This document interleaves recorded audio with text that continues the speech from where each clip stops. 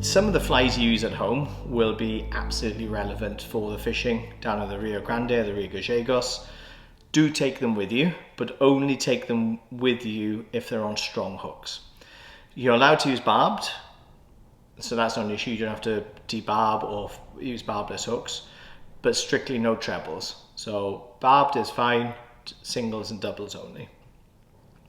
Some of your sea trout patterns, some of your small salmon patterns, absolutely take them with you. Your silver stoats, a lot of the traditional flies you would use at home, they're the same fish. They're the same, it's still a sea trout. They act very much the same as a sea trout at home. They're just a lot bigger. So do take some of those patterns with you. Sunray shadows, monkeys, all of those patterns are absolutely relevant, so do take them with you. But again, just make sure they're on really strong hooks. If they're not on strong hooks, do not risk that fish of a lifetime. You can buy some flies for the for these rivers, or some of the flies that has been specifically designed for these rivers. I've got a few patterns with Fulling Mill, for example. I think I've got 6 patterns designed specifically for the fishing in South America, and they are again designed on the hooks that you want to be using down here, and they are relevant patterns for down here. So they're a good go-to if you want to take some flies with you to begin with. Beyond that, and I can advise you on this front depending on the lodge you are going to, virtually all the lodges will have a good fly selection at the lodge that you can buy as you go, and I would really recommend you doing that, because almost no matter what you turn up with, the guides will almost invariably go, oh no, that's not the one, it's the one in my box, or whatever. So you can usually buy as you go throughout the week as well, and you'll probably end up saving money by doing that rather than buying too much before you go. There are also a couple of amazing guys, especially coming from the UK, that I can put you in touch with to tie you a selection for these rivers before you leave as well. And even when you do get down, I'm actually at on Tierra del Fuego at the moment. There's even a couple of local guys that I know down here that can actually tie you a selection. So by the time you get to the lodge, there's a selection waiting for you as well. So that's always an option. And I'll probably go down that route, especially if you haven't been here before, a first timer. That's probably a safer route, rather than wasting your money and buying too much before you get down here. As you can see, I just carry way too much flies. I'd only use a very small portion of what I've got in front of me here. So what have I got? 8 main boxes, and I'll explain what I've got in front of me here. I don't need all of those, but they are to cover a lot of different situations in terms of the river's really high, river is really low, if I'm doing nymph fishing, if I'm doing swinging, if I'm fishing into the evening. So this kind of covers virtually everything these rivers are going to throw at me. I feel like I'm covered. So this is amassed. I've been coming down here for 25 seasons, so I've amassed, and it's changed. The style has changed definitely over the years as well. I won't go into that too much, but this kind of covers all of the bases. So, for example, I've got, first box is just a box of nymphs, from really heavy tungsten dumbbell through to just some EMB patterns, copper johns. It's more about the size of the fly and the weight of the fly most of the time than the fly itself. So I would concentrate more on carrying different weights and different sizes than a myriad of different patterns. Green machines up here, wouldn't travel without a green machine.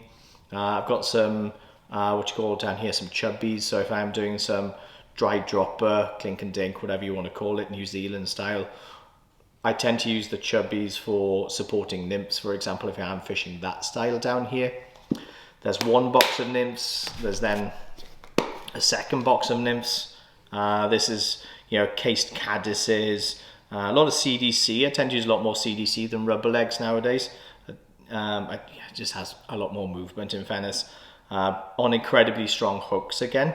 And again, if you are going to tie your own, I'm happy to advise on which hooks to use on that front. But this kind of covers everything that I need on the nymphing perspective. Through to, I carry some streamers. I don't tend to use streamers a hell of a lot down here. Through your humonguses, silver humonguses, gold humonguses, some damsel patterns. If you go to the likes of the Rio Grande, for example, you're fishing for the robalo, you'll need some like damsel patterns. So that just covers essentially everything that I need on the streamer perspective. I then wouldn't be without my wets. This box is an absolute mess at the moment, so excuse that. But this is my box of wets, essentially the same wets that I'd be using at home. You know, the Pearly Peter Ross, Squirrel Blues and Silvers, and I then through to, you know, just a bog standard silver stoat, hothead silver stoats. A lot of these patterns, again, just patterns that you would use at home. I would carry them probably in 14s through to 8s, and that would cover or everything I need on that front. But I'd probably catch, if the river is as it should be, you know, in terms of height, temperature, water temperature, air temperature, I'll probably catch over 50% of my fish down here nowadays on wet flies. So 100% carry them, just make sure they're on strong hooks. Majority again on doubles, and they can be barbs. Through to then a lot of the bigger stuff. So all of these boxes are just big stuff essentially. Well, not all big stuff, but you know, your sunrays, intruders, leeches, everything is in here essentially. So I carry the sunrays in everything from maybe 4 or 5 centimeters through to, you know, some absolute monsters in fairness, and they kind of all have their role to play. Majority of the time, if I'm honest, something like that, you know, kind of 4 or 5 inches, it's probably a go-to on the sunray front. But again, then through to leeches, load of leeches and stuff in here, intruder patterns, a lot of movement and stuff in them. This tends to be, you know, if the water is higher coloured, or again, if you're fishing more into the evening, your sundown, your magic hour. Chartreuse leeches, again, especially if the water is cold, if there's some colour in the water, that's more of a kind of daytime pattern down here. But again, this kind of covers everything. And again, I do fish some of the leeches, huge, you know, they're 6 inches or more. The secret is just to carry, it doesn't have to be loads of different patterns, but make sure you're carrying them in different lengths essentially, and different weights, because some of the leech patterns will have dumbbell eyes on, some won't. And again, you can then just vary the weight of the tips rather than varying the weight of the flies too much. So obviously I'm not going to carry all of this stuff in my waist pack. It is always in my backpack, so if I need to go and get something specific, I can do so. But what I tend to do is decant from there into 2 smaller boxes. So I'll have this one box, which is literally, I've got some squirmies in there as well. So I would just say, you should be carrying them. You really should. You know, certain days they may avoid a blank, and you haven't traveled all this way to, you can be a total purist if you want, but yeah, I'd rather put a fish in the net than be a total purist. So I do carry some squirmies, but this box carries my, everything from my green machines to my doubles to my nymphs. That box is just covering that aspect. So I just decant from there into here and replace accordingly, according to the conditions.